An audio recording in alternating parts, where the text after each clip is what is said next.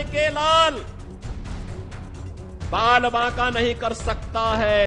UP के मुख्यमंत्री योगी आदित्यनाथ ने अपने एक जनसभा के दौरान बहुत ही चौंकाने वाला खुलासा किया और यह खुलासा इसलिए भी काफी चौंकाने वाला है क्योंकि खुद मुख्यमंत्री योगी आदित्यनाथ ने उत्तर प्रदेश के उस वृत्तांत को सुनाया जब गुंडा राज अपनी सीमाएं पार कर चुका था।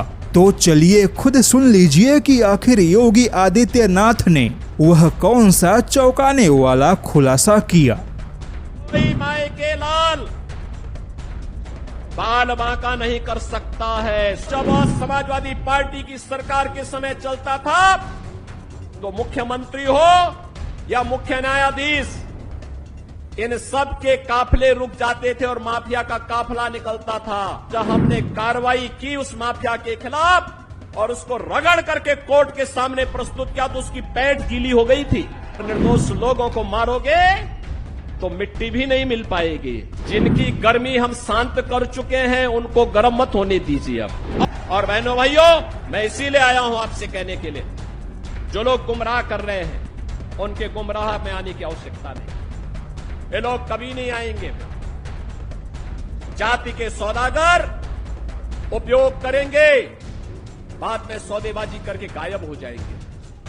हमें किसी भी ऐसे व्यक्ति के बहकावे में नहीं आना है जिससे हमारा राष्ट्र धर्म खतरे में आए।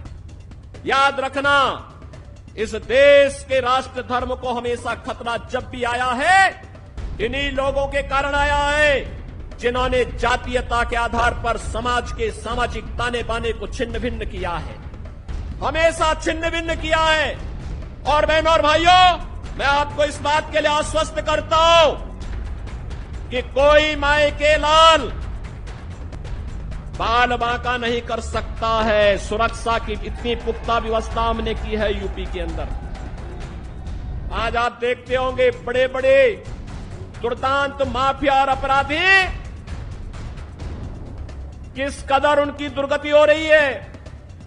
आप देख रहे होंगे जिनके नाम से ही लोग कर्फ्यू जैसा माहौल होता था, आज उनकी दुर्गति क्या है हर व्यक्ति देख रहा है। इन माफिया और अपराधियों की स्थिति क्या है आप रोज सोशल मीडिया के प्लेटफॉर्म को उठा करके देखते होंगे। एक दुर्दांत माफिया ऐसा भी था। बहनों और भाइयों, जब समाजवादी पार्टी की सरकार के समय चलता था तो मुख्यमंत्री हो या मुख्य न्यायाधीश, इन सब के काफिले रुक जाते थे और माफिया का काफिला निकलता था। और जब हमने कार्रवाई की उस माफिया के खिलाफ और उसको रगड़ करके कोर्ट के सामने प्रस्तुत किया तो उसकी पैंट गीली हो गई थी। उसकी पैंट गीली हो गई थी। और तब हमने कहा था उस समय उसको, हमने कहा था कानून को रौंदने वाले, आज कानून कितना बड़ा होता है यह एहसास हो रहा है कि नहीं हो रहा है। और निर्दोष लोगों को मारोगे तो मिट्टी भी नहीं मिल पाएगी।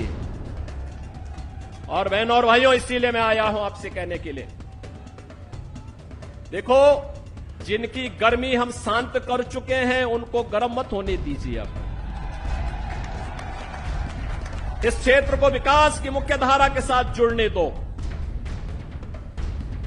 उनकी सबकी गर्मी शांत हो गई है, वे गए काम से। और इसीलिए मैं आप सबसे अपील करने के लिए आया हूं कि पूरे देश की एक आवाज है, पूरा देश एक ही स्वर में बोल रहा है। और वह बोल रहा है कि फिर एक बार मोदी सरकार, फिर एक बार, थोड़ा जोर से बोलिए, यहां की आवाज दिल्ली तक पहुंचाइए। फिर एक बार मोदी सरकार, यह मोदी सरकार की जो गूंज पूरे देश के अंदर है, इस पूरी गूंज को घर घर पहुंचाना है।